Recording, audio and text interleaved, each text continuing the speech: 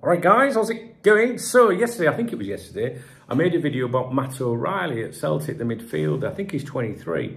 And I was just saying, maybe just keep an eye on his situation. There's a few clubs sniffing around him and stuff like that.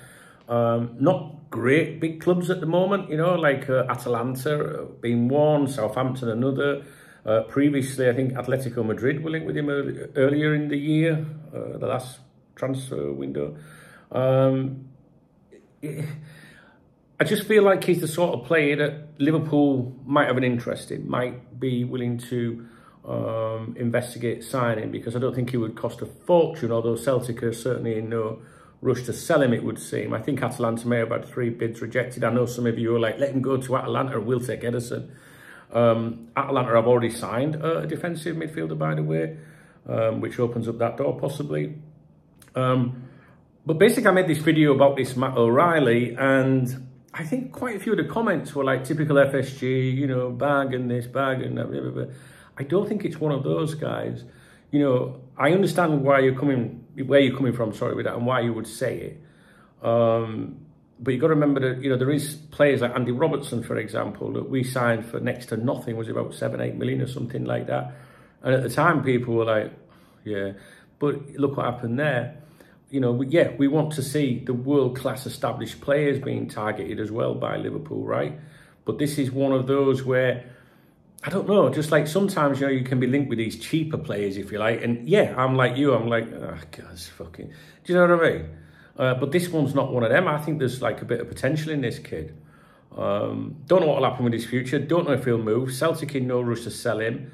I think the most recent bid was around 20 million, I think, that had rejected. I think Southampton was supposed to be willing to offer about 20.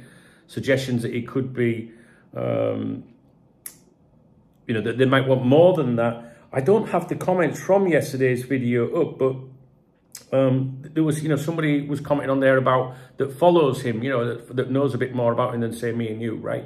And they're saying he's a very, very good player, and he's going to step up somewhere. And then that 20 million pound player, 30 million, becomes 50, 60 or something like that.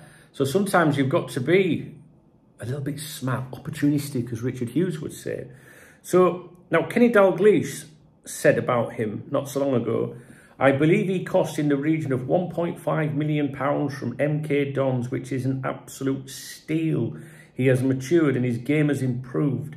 At 22, I'm sure he's 23 now, and I'm not sure when that is. There is still plenty more to come, and he appears to be thriving under Brendan. It was good business to tie him down on a long-term contract. So who exactly is he? I saw this article.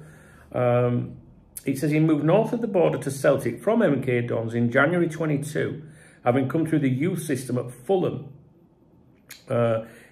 He made a League Cup appearance in 2018-19 when the Cottagers were in the top flight, but is yet to taste Premier League action. Born in England, he was eligible to represent Denmark or Norway through his mother's side. Having played for various English age groups, he made the switch to under 21, sorry, I do apologise. He made the switch at under 21 level and is now a full Danish international. That speaks to the impressive form he has continued to show at Celtic. He showed at MK Dons that he's a central midfielder with an uncommon eye for a goal, and that has been the case in Scotland as well. He had 18 goals in the Scottish top flight last season, contributing 13 assists for good measure. He also played the vast majority of minutes, having remained remarkably injury-free throughout his career to date. And it says here that Liverpool have been linked with him a few times, back in 2022, just 6 months into O'Reilly's stint at Celtic, Liverpool were among a host of clubs supposedly tracking the midfielder. If Liverpool has continued to keep a watchful eye, if they've continued to monitor him since then, they will have seen a player continuing to develop and thrive. Now, the reason I'm making this video is it's really to address those of you that are like typical FSG, bag and basement, not exciting, not an exciting name, right? Or maybe you don't know much about, I don't know much about him, I'll be honest with you. But there's a lot of people saying good things about him. And I understand what you're saying, like why you've got that attitude. And I agree with you with many, many things like that, examples of that, oh, that's Liverpool, you know what I mean? Try and do stuff on the cheap. But I don't think this is one of them. I think this is one that would be like, could be worth the investment maybe, but it depends on the price. If we start going up into 30, 40, 50, then no. But if it's like, you know, if it is around that 20 million mark, and I'm not so sure that Celtic could let him go for that, then it could be worth taking a gamble on him. And that's what I think the mentality would be like at Liverpool. I suspect that Liverpool are watching to see what happens. And if there's a suggestion that he could go for 20 million, 22 million, something like that, I wouldn't be surprised to see Liverpool move for him. If it was, you know, getting much higher, then maybe Liverpool would leave it. But we've seen this before when players have left clubs like that, gone to a Premier League club, and then the valuation's trebled, and then Liverpool want them. You know, so I just think it's one to watch, because I think Liverpool will be watching this. I do, guys. I think Liverpool will be watching this. No specific information from anyone. No one said anything other than I remember ages ago they were saying that they were monitoring him, tracking him and stuff like that. But I personally think it's one to watch. And if there's a whiff of him going for a reasonable price, I think Liverpool might go in there. So why we're watching? Just to see what other clubs do, that's all. Celtic do not seem to be playing a game in the media, trying to create a bidding war or anything. It's just been a categoric no each time someone's gone in for him. The Atalanta link is interesting. That is interesting, to be honest with you. And don't forget, Atletico Madrid, I think if you go back to January, they were sniffing around him, you know. But Celtic didn't want to do business. I don't think they want to let him go. And if a club don't want to let someone go, you know what that means, don't you?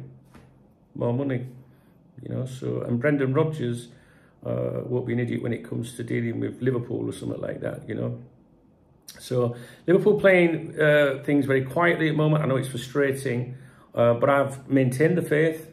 I'm calm, and I still think that we will do business, and I think that the mood can change like that.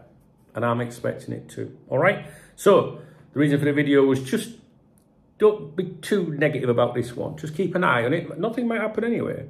But I think it's one of them ones that Liverpool will be watching. All right, guys. If you appreciate the video, please thumbs up the video. Please drop me a comment. And if you want to buy me a beer or a coffee, I've just been for a coffee, then you can hit that super thanks button, the love heart under my videos. In fact, I've just been for, listen to this. This is how much coffees cost out here, right? I've just been to a lovely little place. If you've got Instagram, at Duncan Oldham, or X at Duncan Oldham, you'll see where I was sat with my coffee. And I paid £3.80, that's sterling, £3.80, for 4 coffees. It's not bad, is it? £3.80 for 4 coffees. Oh, I shouldn't be telling you that. No, they're about £6 or £7 each. All right, guys, I'll see you in a bit. All right.